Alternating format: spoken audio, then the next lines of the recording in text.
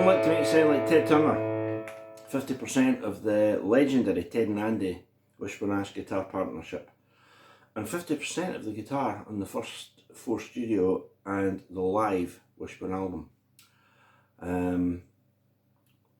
Ted Turner and Andy Powell had an empathy, you know, a way of playing that, you know, this might be a bit too spiritual for some of us, but there's something about the way they could play together, and the only analogy I could give is the Everly Brothers singing together. You know, the notes seem to, you know, bounce off each other, and I think that has to be when people are empathetic as people, and when the music is empathetic, and it does that. You know, there are lots of twin guitar bands ever since. You know, you can be in any band, you know, and play, you know, and your pal goes, you know, that's in harmony, but it wouldn't sound like those early Wishbone albums. And I think on Time Was, for me, on Time Was, on Noisy Road, and on the live twin lead section of Jimmy Reed's Baby What You Want Me to Do, the harmony guitar is absolutely sensational. Now I thought Ted Turner on Argus is kind of renowned for the more mellow parts when Andy Powell was playing the more rock and roll parts. So I thought maybe, you know, at the start of Sometime World, you hear Ted go,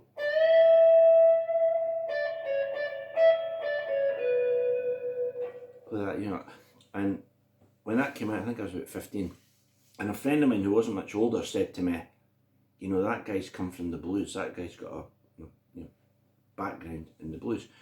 Not because he played a lot of the blues lines that most of the great blues players of the era, and there were many, you know, there's obviously Danny Kirwan, Peter Green, Dave Clemson. There's lots of great blues players.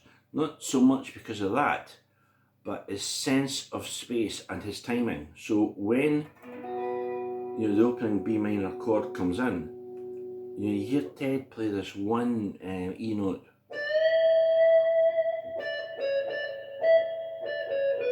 and he seems to emphasise the E note. You know, the first time there's a slight vibrato. Here it comes. Right? But I decided, if I wanted to say, here's one light that seems to sum up Ted Turner, because, you know, they were very young. Ted and Andy were 20 years old on the first Wishbone album.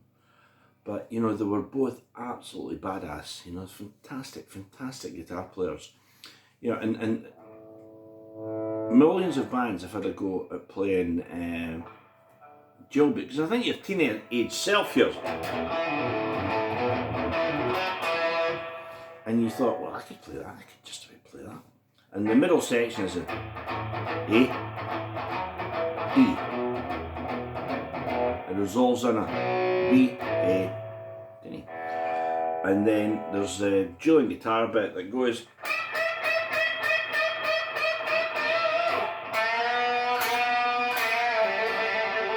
you know, like that bit. It's real. Go and listen to Pilgrimage. It's real badass guitar playing. And over that solo section, Ted Turner and Andy Powell play back and forward. It's fantastic, you know. And over the A and the B section,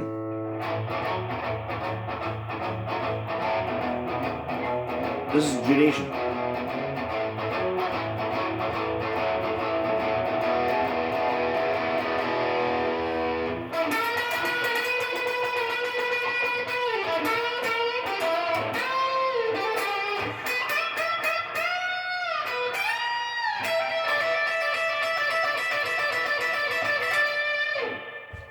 That's Ted's first solo. It's absolutely, as I said, badass, right? It's right before Andy goes,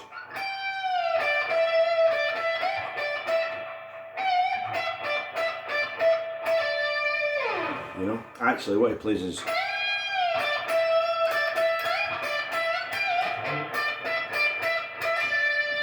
that's closer to it.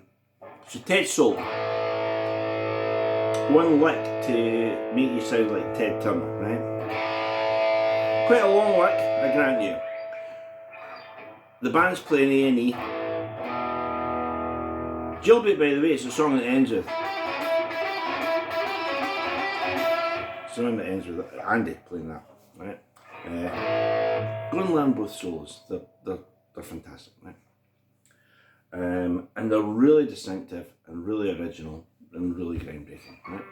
So when Ted comes in with his, he anchors an E note. That's your first note.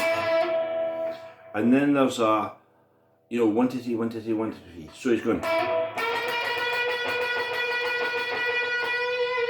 Right? So you'll need to do an alternate picking motion.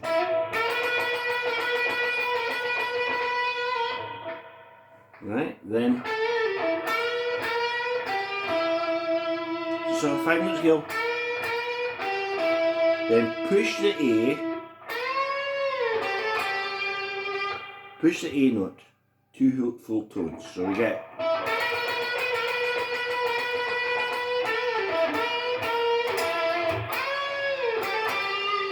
Right?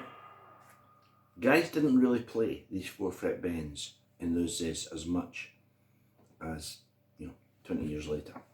So you've got the of a 5-note scale,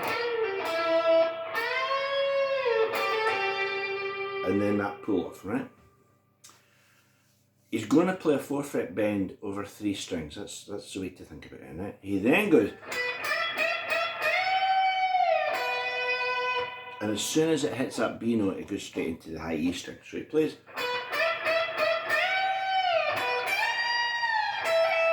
So we've had 3 strings. G with an A note going up to C sharp, B with a D note going up to F sharp, and E with a G note going up to B. So we've had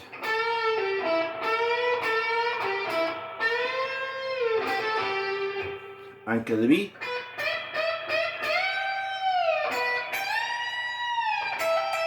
And then it's a little trill, which is E, G, E, and then he finishes it by going,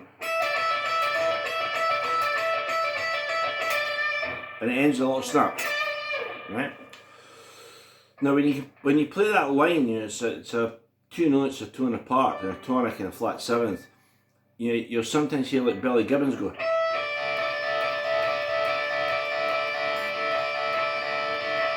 And the notes fight against each other. Mick Taylor does it on Can't You Hear Me Knocking. But this time I think it's more like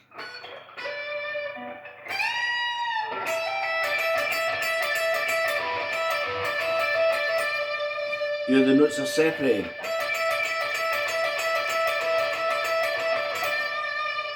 Down to that snap. So that, for me, would be one lick to make you sound like Ted Turner. Big bends. It's great to practice trying to get that bend in pitch. There's lots of ways to help you do that practice. When there's nobody around, doesn't matter what it sounds like. So you could fret the D and make your target pitch the E. Then try and shake it. But you could try and make the target pitch the F sharp. And shake that. And just keep on doing that, and you'll get this whole 4-fret bend thing. Came from Albert King, Steve Hunter, Leslie West. But that one, which I'd heard a lot of times before it occurred to me, how is he getting that note? How is he getting that? Well, those 3 notes, the 3 bends that are 2 full tones, 4-fret bends, and that's how he did it. Just fantastic playing. It's on Wishbone Ash's Pilgrimage album, which I would highly recommend everyone getting and listening to. And if you play guitar, those are amazing solos to try and figure out, because you can learn so much. So there we have it. One lick to make you sound like the great Ted Turner.